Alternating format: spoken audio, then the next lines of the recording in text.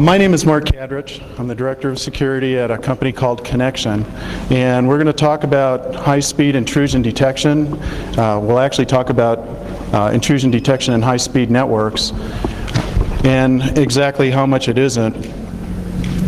We're going to start by going over what the problem is, types of different IDS systems, the problem again apparently, drawbacks in our present solutions, testing, some basic assumptions, and some conclusions. I'm also going to talk a little bit about the future. This was intended to be a 1-hour presentation, and I'm in a 1.5 hour slot, so if I talk slow, let me know.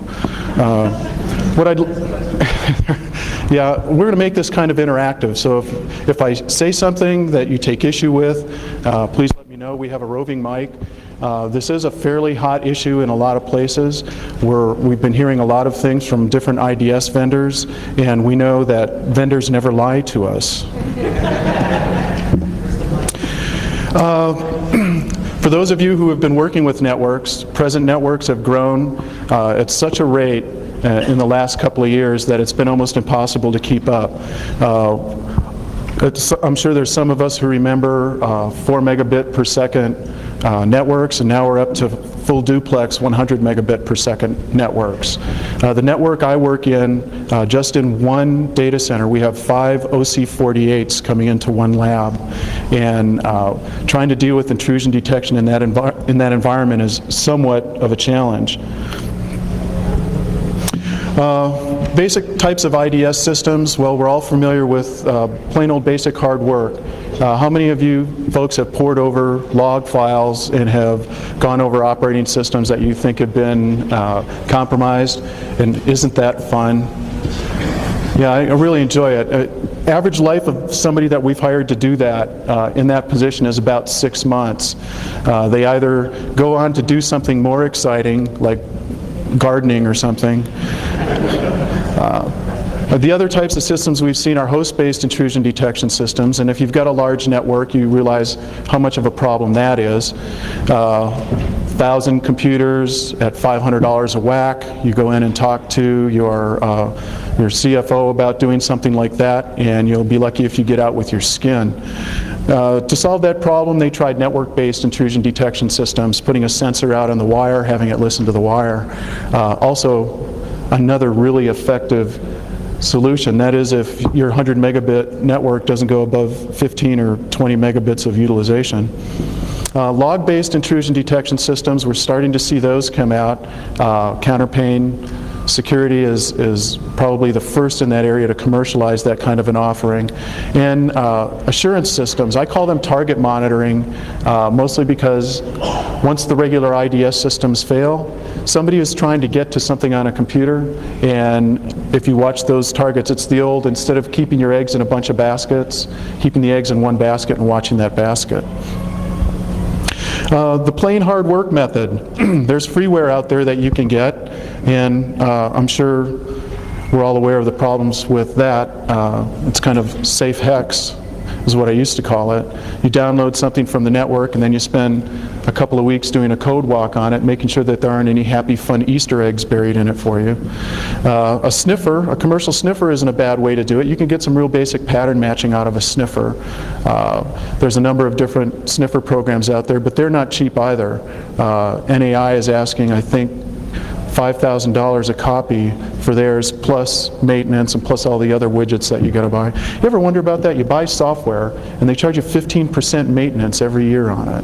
That's just so you get the privilege of having the updates. I always thought that was a very interesting racket. Log analysis, that's once again where you sit down and you pour out over every single line of notice that comes from your computers. SNMP traps, you get those picked up and sit down and go through all of those. That's the one that made me decide that I probably didn't want to be in security.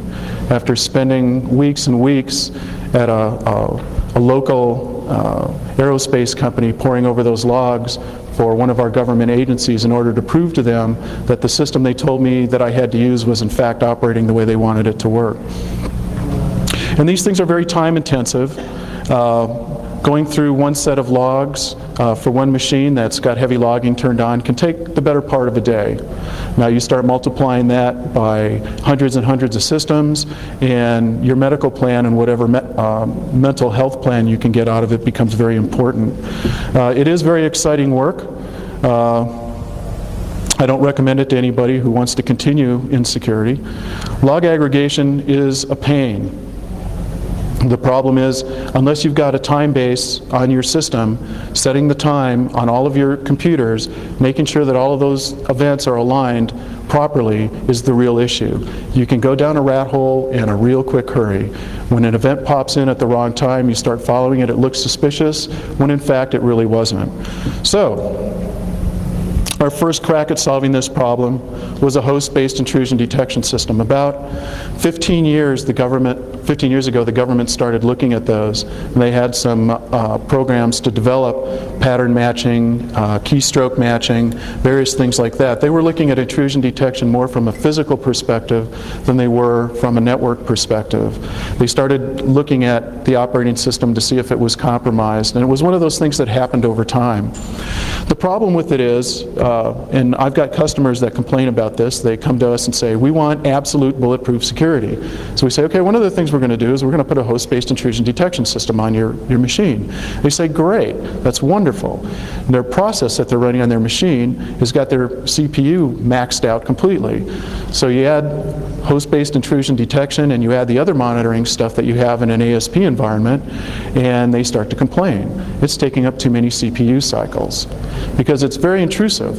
You have to insert these things into the stack, they live in the operating system, they become a part of the operating system.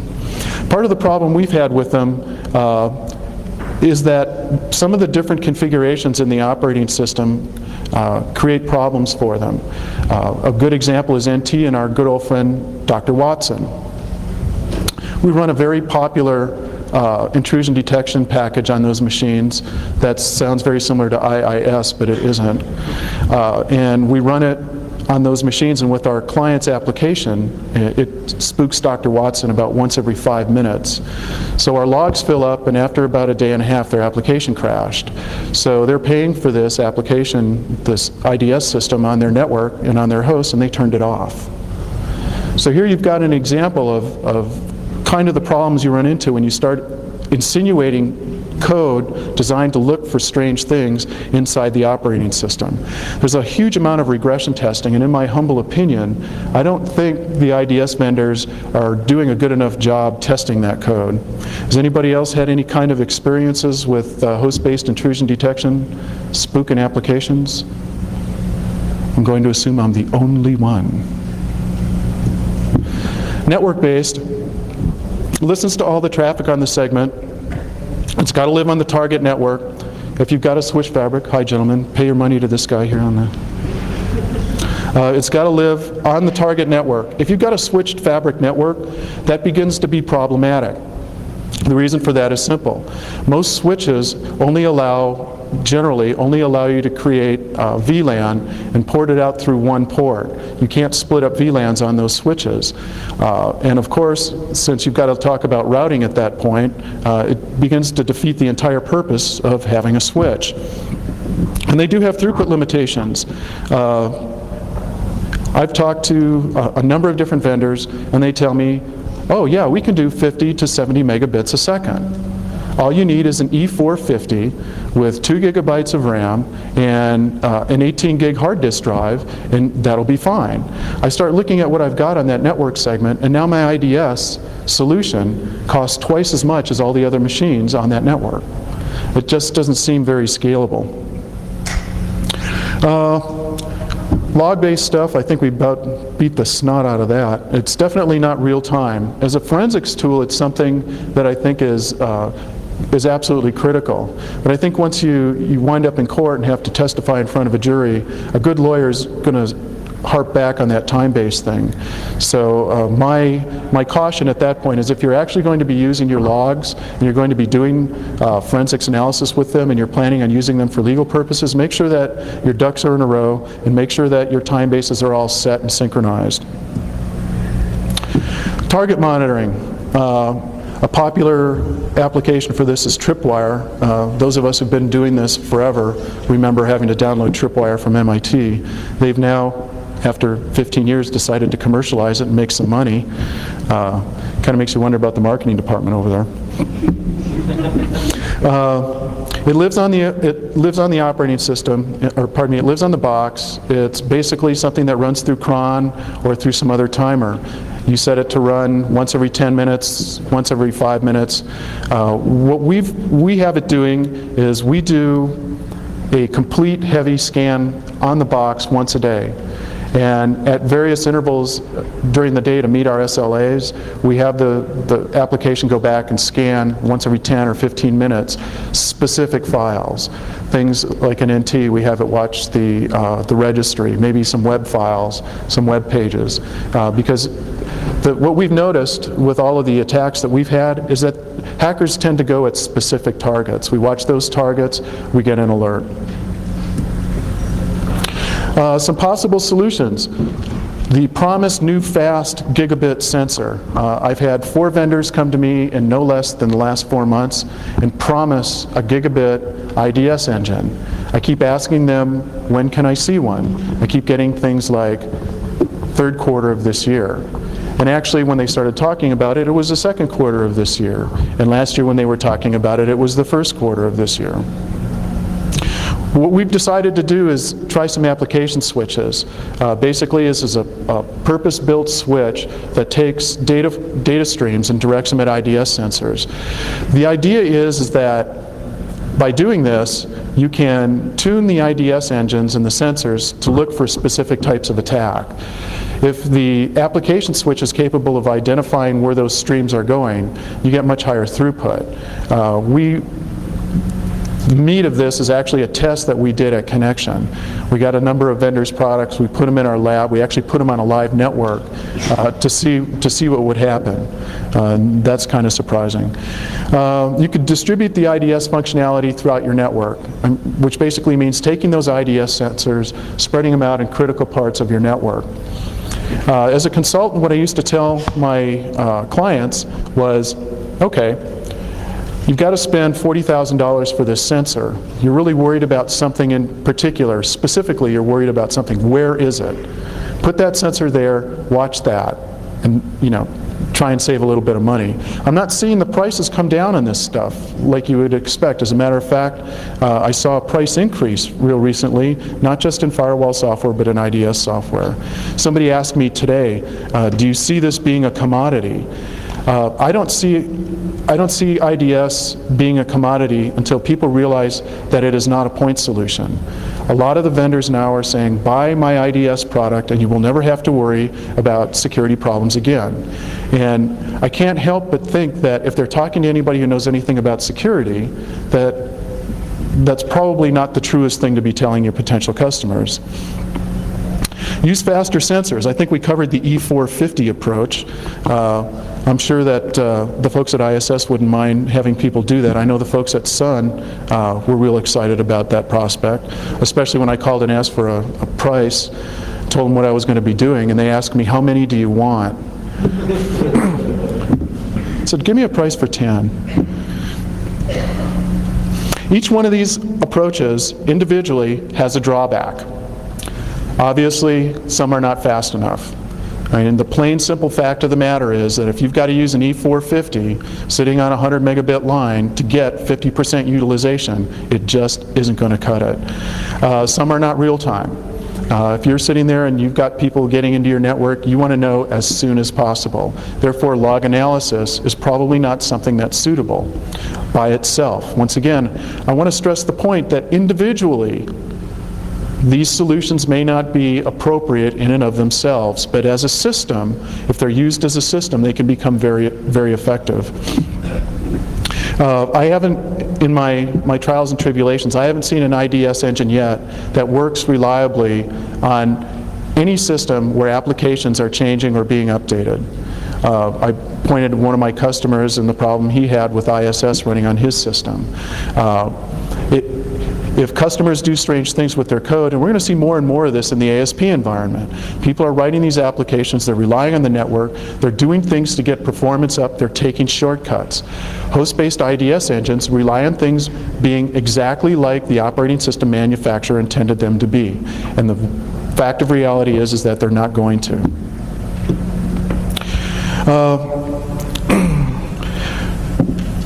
Our initial test was set up on a special test network that we had.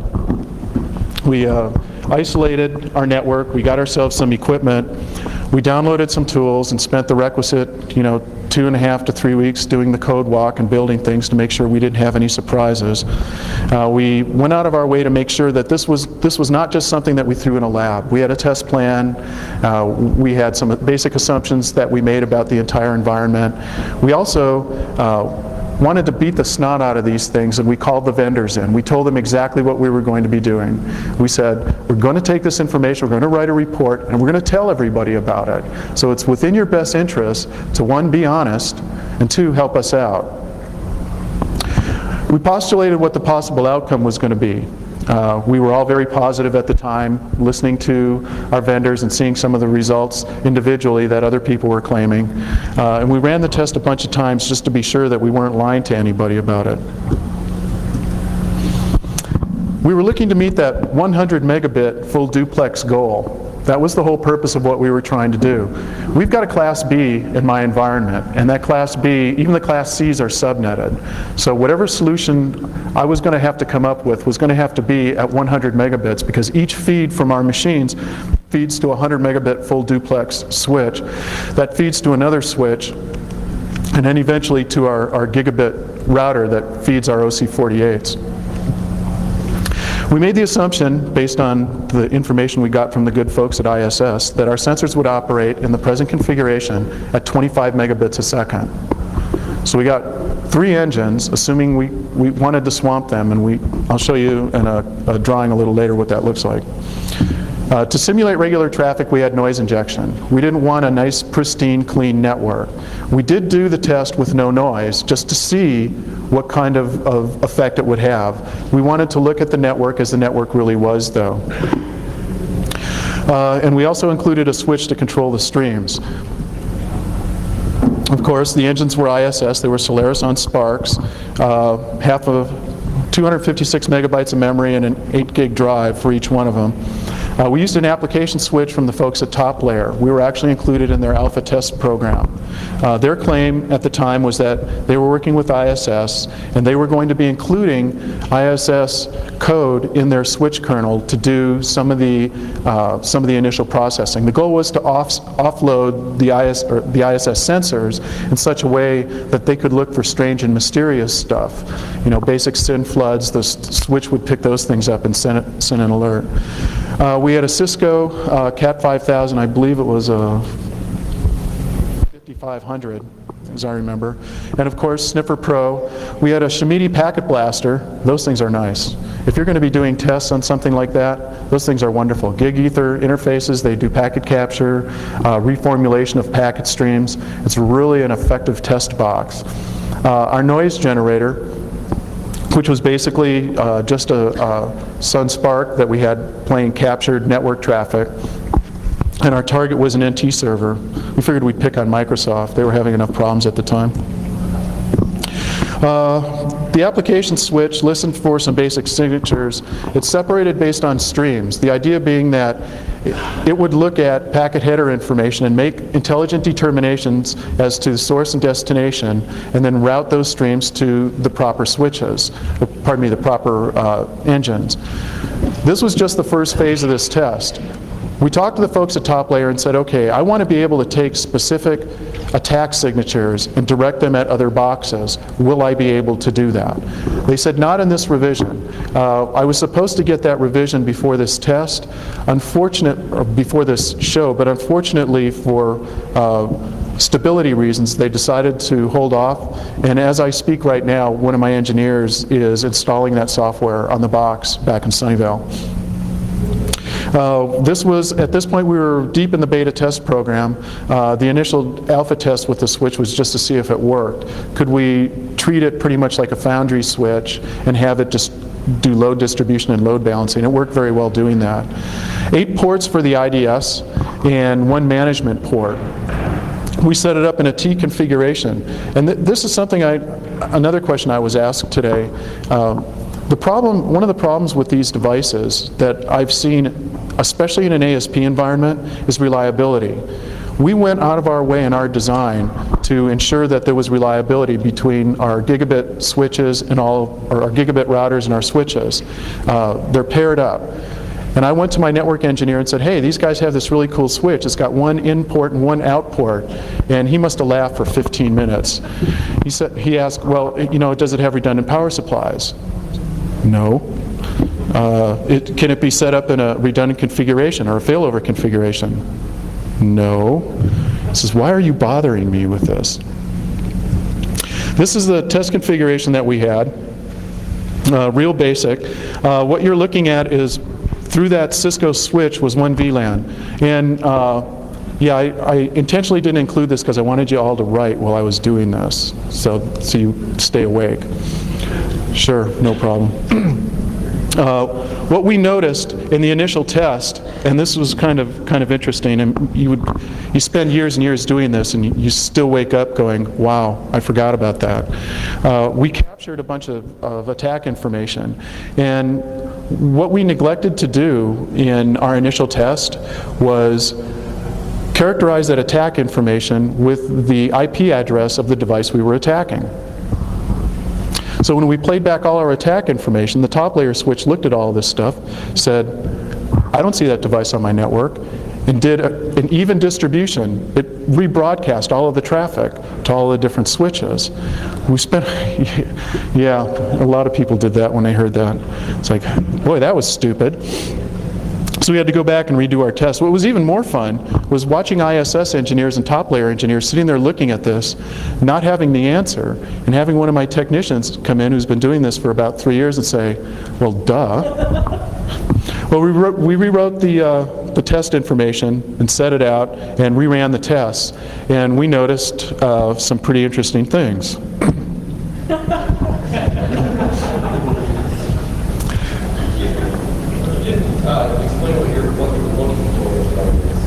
Oh, we had a mix of signatures.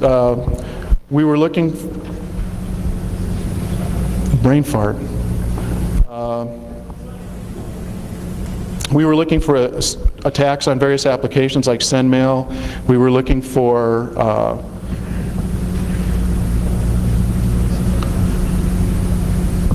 I am absolutely drawing a blank up here right now. We took, basically what we did is I sat down and we took the top 20% of the attack signatures that ISS looked at, and we went out and captured those signatures. And for the life of me right now, I am just absolutely drawing a blank.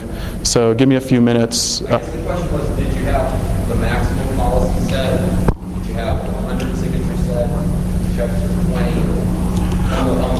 Oh, and the sensors, the test program actually looked at the sensors in different ways. We set the maximum policy first to see what they would do, and discovered that the problem with that was performance. Then we started looking at various, just toning down the policies to look at some of the basic things to see what we could see. What we wound up seeing at that point, basically, no matter what we did, including eliminating noise injection, was a maximum throughput on our Sparks of 15.5 megabits a second. At that point, we thought something was wrong. We called ISS, and we said, come in here and help us. We've asked you for this help. They came out, looked at the box for the initial test, and they said, well, you're looking at a full policy at that point. And ISS looks at hundreds and hundreds of different things. And we said, okay, we'll tune it down then. Well, that didn't help. No matter what we did, and I think we threw 108 different attack signatures at it, as I recall. And I'd be more than happy to get you a list of that if you drop off a card later. But it was rather promising, because what we did realize is that once we got the thing tuned and we actually had the proper IP addresses on the attack generator, we noticed that we had an aggregate throughput on the sensors of about 45 megabits a second. Now that's 3 sparks running through a $10,000 application switch. I still have the problem is still the same. No matter what I do, I still got to take these things and start looking at special networks where I'm going to put them. So our basic conclusions is that the combination of IDS engines and switches is actually going to bear some fruit. We had the folks at Top Layer sit down, and the folks at ISS sit down and talk to us about it. And that's when the folks at ISS started making some confessions at that point. And they told us something very interesting that really surprised the snot out of me. And I would never have thought I'd heard this come from ISS. They said, you really need to get off of the Sun box. You need to get on an NT box. Yeah, I hear people snickering. And you know, surprisingly enough, we ran a test with ISS on an NT box, and it's faster. Yeah, does anybody else have any experience with that? Because if they do, we're still deep in running these tests. They're, pardon? PCI machines. Yeah. No, not S-Bus. All of our S-Bus stuff has been retired. Yeah, I think we're using them to hold up monitors and cubes and places. Similar issues with the internet scanner. So I'm not working with Intrusion detection, but the internet scanner, they have the same issues. We're just focusing on the development of the TV. And I/O and Suns isn't great compared to like other boxes either. So try running on HP, they don't support HP. Can I have somebody run this thing around for me? I'm wounded, and I'm milking it for all it's worth. Repeat the question on the back? Yeah, have him repeat the question.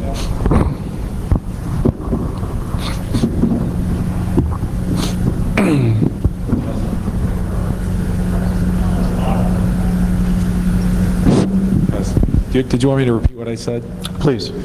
Basically what I said is I have experience with the internet scanner, and I've been speaking with them one-on-one, and they're saying that their development effort has moved away from Unix. The other thing I know is that the I/O in a Sun isn't that great compared to, for instance, an HP. We've used HP machines for mail gateways, and they perform far better because their I/O is much better. Mm-hmm. So it's not surprising to hear that. Other than that, I don't have any more comment. Well, to amplify on that, our scanners, when we do scans in our other boxes, we run them up through NT. So it runs a lot faster. So our next step at this point is to replace those expensive Sun boxes with relatively inexpensive NT boxes. The problem now we're looking at is Microsoft is marching down the W2K path, and we're not seeing anybody doing any development. At least the folks at ISS, when I asked them about Win2K, they said, we're working on it, wait till third quarter. I haven't even seen anything in beta yet. So. Internet scanner, they've updated 6.1 of Internet Scanner runs, and the packet driver runs pretty well on Win 2000. I'm running it, but I mean there's still bugs with it. But at least they've come out with drivers that run on Windows 2000 for Internet Scanner version 6.1. So bugs from ISS? Yeah, I mean I'm not taking any position either way. Right. I'm just reporting what I'm running into. No, and thank you very much. What we did notice too is even when the system was working, when we upped the noise level, we had the same attack stream. We upped the noise level, we started dropping packets. So, got root. Go ahead. I just recently, like 6 months ago, deployed probably the exact situation you guys ran into as well. I was deploying some servers that pushed the NASDAQ stock feed in British Columbia, and I unfortunately chose ISS as the IDS. And same exact situation you ran to. I was on the phone for about 3 days with ISS tech support trying to find out why our Solaris agents were running so dramatically slower than the NT boxes. And the technician couldn't figure it out. He told me to shut down all the Solaris ones and they would give us a refund on it, and said that, they hadn't yet figured out or could not figure out what the problem was. And so we just basically, like you're talking about, then we were transitioning all over to NT boxes. So he couldn't for the life of him tell me the reason for that and the reason behind it. So, Well, from our testing and our experience, I suspect it has to do, in all fairness to ISS, they do try to make a good product and they work very hard. And we had people in our labs just beating their head against the rack trying to figure out what was going on. My experience with Sun and their IP stack, I noticed it on the Spark 10. Their inner packet gap timing did not meet spec. And we showed them information that said, hey, this is not meeting spec. And they said, oh no, our stuff meets spec. And there's a number of things inherent in their stack that causes a lot of problems. And I think if you look at some of the smaller firewall vendors, one of the first things they do is they pull out that stack and they put their own stack in.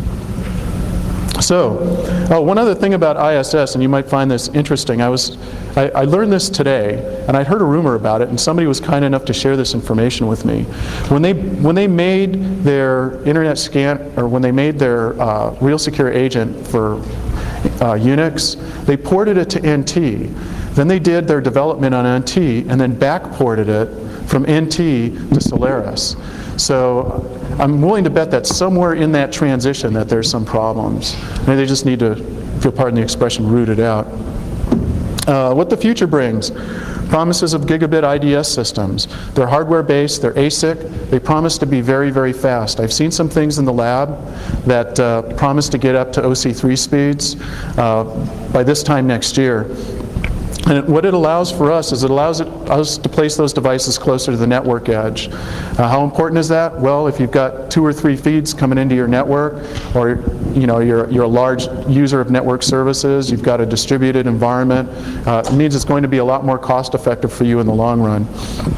We're also going to see this stuff embedded in switches. Nokia right now is talking with ISS. They're talking with a number of other vendors at this point in order to get their IDS kernel built into the switches. ISS shared with me that at this moment in time, they're planning on doing just that. How well that's going to work, I was not impressed with the Nokia firewall with Checkpoint Firewall 1 on it, at least not from a price performance perspective. And I guess we can just forget about routers. The other thing is when these guys come in and they make these claims, ask them to show you some test data. I've been unsuccessful in getting any true unbiased data from any of these vendors. More chuckles. Somebody else has asked for it, I can tell. Anybody has any questions, any comments, or anything you'd like to discuss about this, feel free to speak up now. I've got a microphone monkey here, so. I've got a question for you. You were talking about having testing, using the testing on Solaris and testing on NT.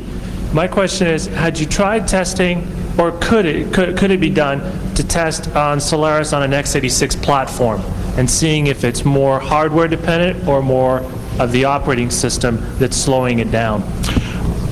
That's an interesting question that actually came up in our discussions.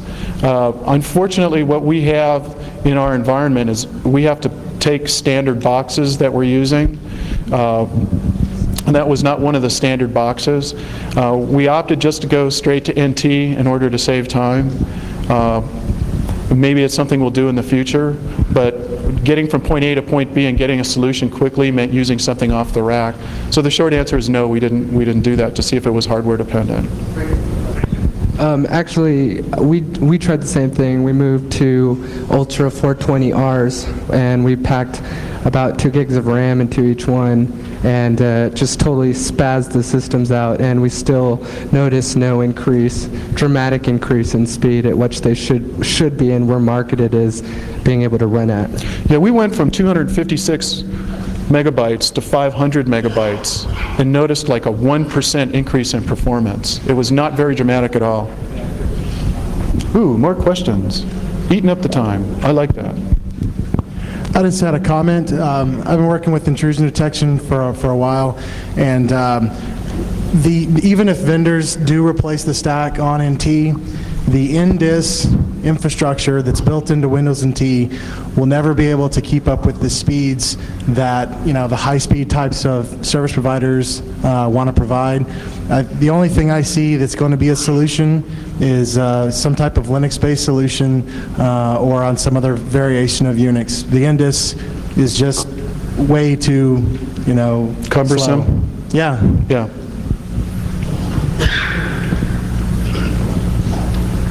Open up a can of worms. I just wanted to comment quick. I've done some testing on output using libnet. So this is not IDS stuff, but this is just spewing packets. On a Ultra 60, I can get about 20,000 packets per second on a Spark, whereas on a Linux box, I can get 30 to 40. So it might Repeat be that? Say that again, please. just spewing packets out with libnet. On a Spark Ultra 60, I can get about 20,000 packets per second, whereas with a Linux box, it comes in, on a 500 megahertz P3, it's like 30 to 40,000 packets per second. So the hardware does make a big difference. Thanks. Oh, there's a guy in the back corner over here, Rob. Just a comment on the Intrusion portfolio. I talked to a vendor last week, and his comment was that you're not going to see any IA products coming out soon on Win2K because right before they released it, they changed all the DLLs. So there's going to be a significant delay until they get the price. Thanks. Did you guys check on the Solaris boxes? Did you check where the actual bottlenecks were happening, whether you were like memory bound or CPU bound or I/O bound as the packets were coming in? Yes, we did. What we found out is that looking at the box itself, that it was the actual application, the IDS application, that was holding up the traffic. We thought, okay, we'll give it more memory. It didn't help. We even throttled down the packets. I mean, if I've got 25 megabits a second on a line on a box that I know that can handle a web application at 100 megabits a second, it's not I/O bound. Do you mind? Come on, don't be shy. Just don't hit me in the sore arm. So no, that's okay. I have two quick comments. The first comment is, did you try running Snort? Say what? Try running Snort. We're getting way better performance out of Snort than 25, 30, 40 megabit. I mean. No, I didn't. One of the problems that I've got in this environment is having to use commercial off-the-shelf software because basically what we're doing is we're reselling this as a service and part of our due diligence. I'm not familiar with Snort. There were a number of other packets. Black Ice was one of them that came up. All of these, from what I've heard from people out on the street, these are good products. It's just from a corporate perspective, I have to go with the big boys before I start moving my way down the food chain. Well, the reason I mentioned Snort was sometimes we have clients run Snort and then compare that to ISS, and then they can use some freeware tool as ammunition and say, well, duh, it's obviously, this is achievable. Yeah. So. How fast were you, what kind of speeds were you getting with it? It depends on the platform. I could ask the author. Well. Boy, and I thought I had a shameless plug in here. I get various statistics. I actually, I've run up some tests where I've done some bandwidth testing by actually hooking it up to a switch and then aggregating a lot of data through the switch up to about 350 megabits a second. At 350 megabits a second with just a few rules loaded, with like 5 rules loaded, you'll see 50% packet loss. At 100 megabits a second, you'll see usually 0 to 1% packet loss. I know that Dominique Brzezinski was telling me they were running it at Amazon on a steady, 80 megabit a second saturated network, and with about 200 rules loaded, he was seeing around 0.04% packet loss. So you get packet loss, but Snort is kind of lightweight. It doesn't do some things. Well, it does more than ISS does, but it doesn't do some of the things that ISS has the potential to do because they have, devs. Rob, get that guy's card, will you? There was somebody over here who had a question? Can I make one other quick comment? I'm not going to plug Snort again. Although Snort rules, everyone.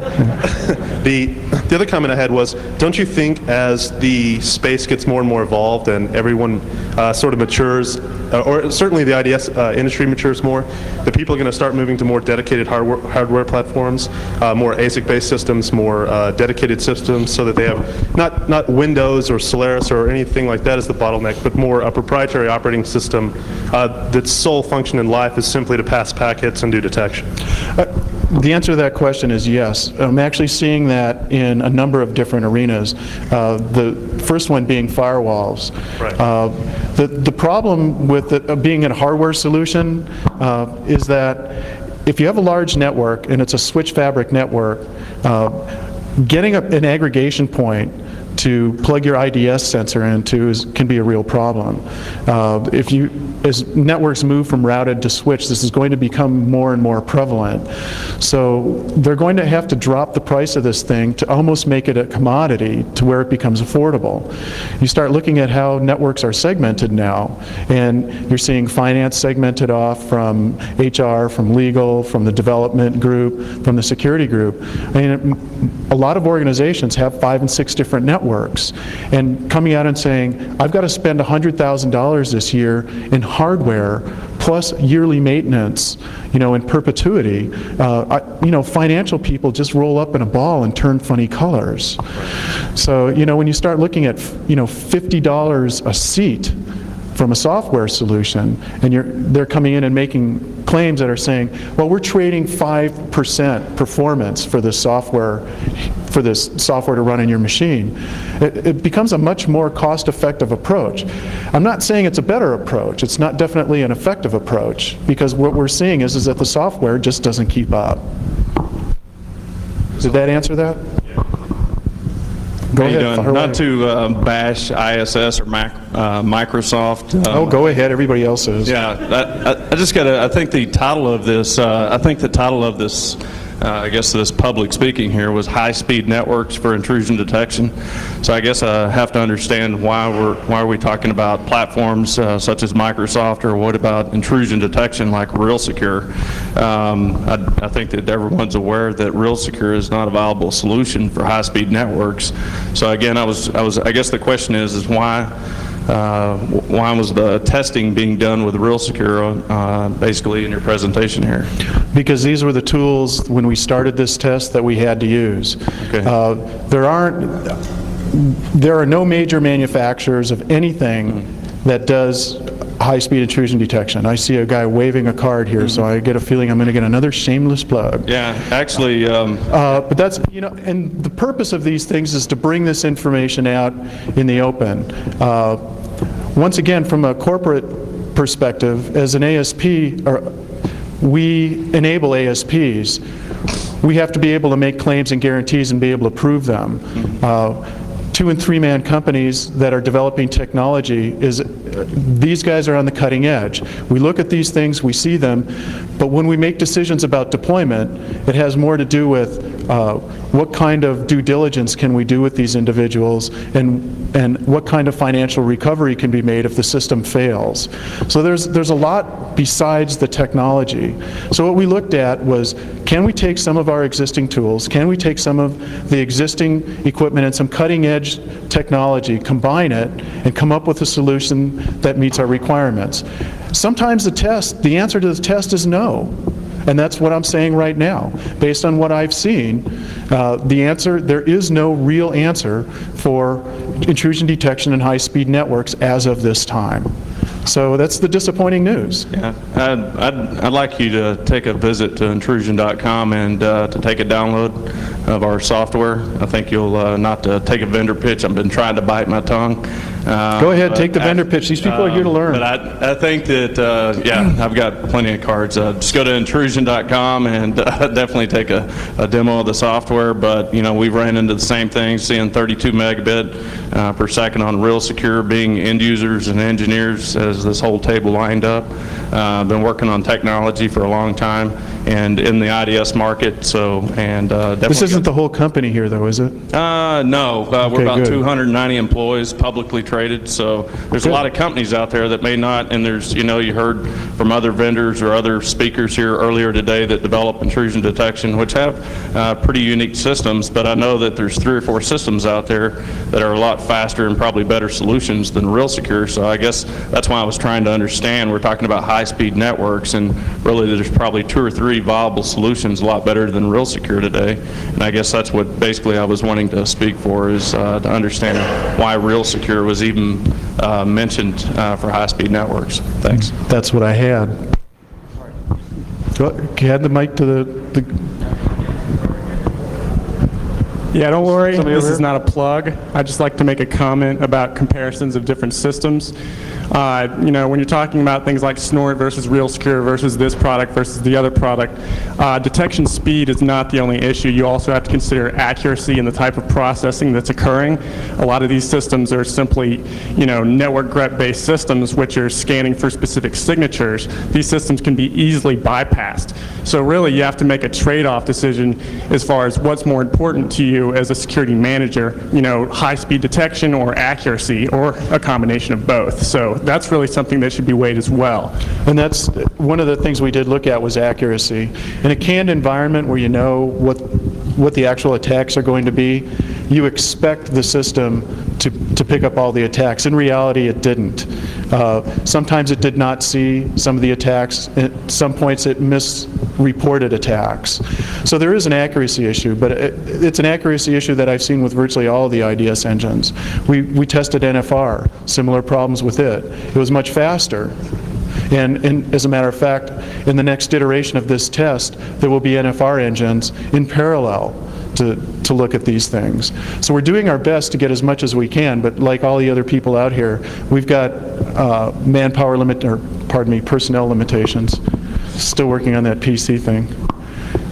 There was another question? Yeah, Mark, I was wondering, I don't know you, Russ, do I? okay. Okay. I was wondering your comments or thoughts on Cisco's move to try to move the IDS to the switch, to the backplane, get it closer to the bus, and where you thought that might be headed.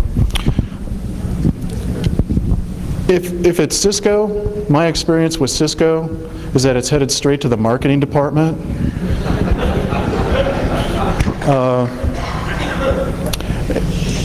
If you had said any other vendor, I probably would have given it a little bit more credibility. But what Cisco tends to do is they'll go out and buy somebody and buy some technology and try and plug it in.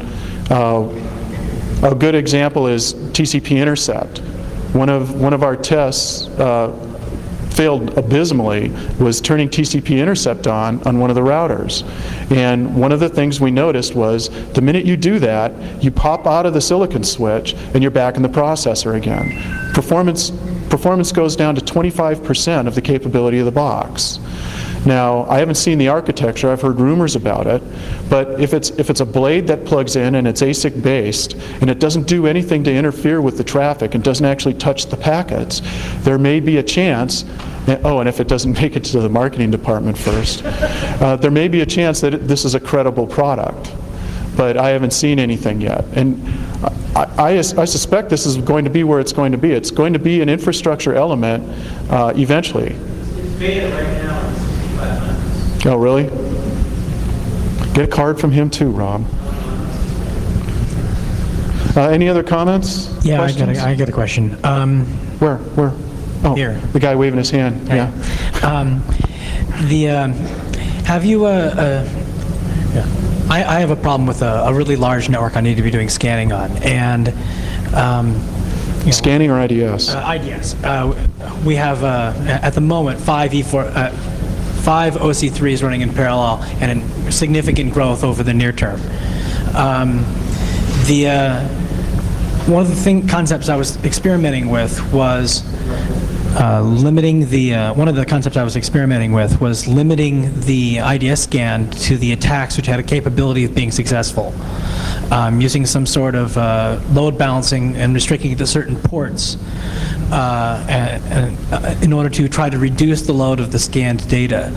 That's basically what we were doing here. We were tuning the sensors themselves.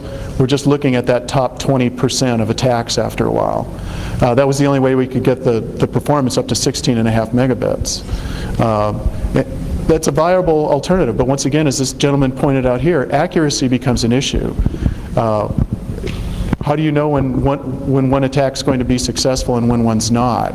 If it's a known unsuccessful attack, my question would be, why are you even wasting processor time looking for it? Yeah, well, the question I had was if you have, what if you limit it down to a single attack stream you're looking for? I mean, that would be the best possible case, right? Yeah. What kind of performance do you think you could get from this kind of architecture with that kind of extreme limiting? I think just on a hunch, based on what we've seen here, it's almost like the old MassPAR question with processors. If one processor is doing one thing and one thing only, and each one was specialized, that eventually performance would increase. It's an N+1 performance increase. I've got one sensor looking at one box, one sensor on one box looking at one attack, another box looking for something else. The problem then becomes one of cost. I can't go into my finance department and ask for a buttload of money every 6 months because there's a new attack signature out. Because if you're deploying 15 of these, that means that every time a new attack signature comes out, you've got to get a new processor for each one of those lines. It becomes impractical. The management problem then becomes an issue too.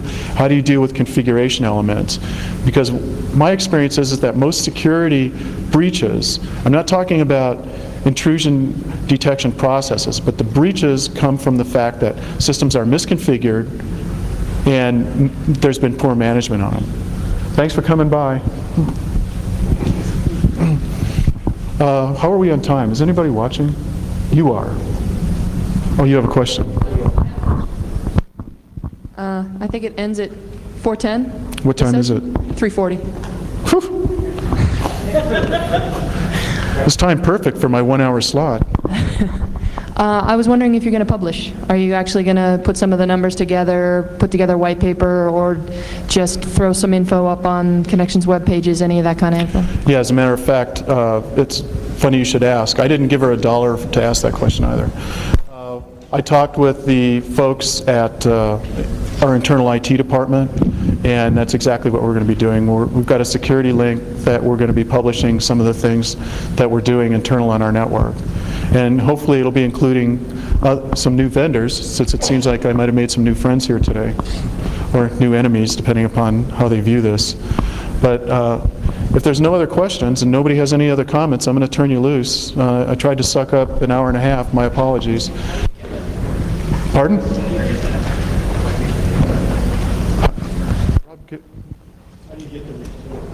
Oh, send me email. Yeah, anybody who wants the information, just send me email.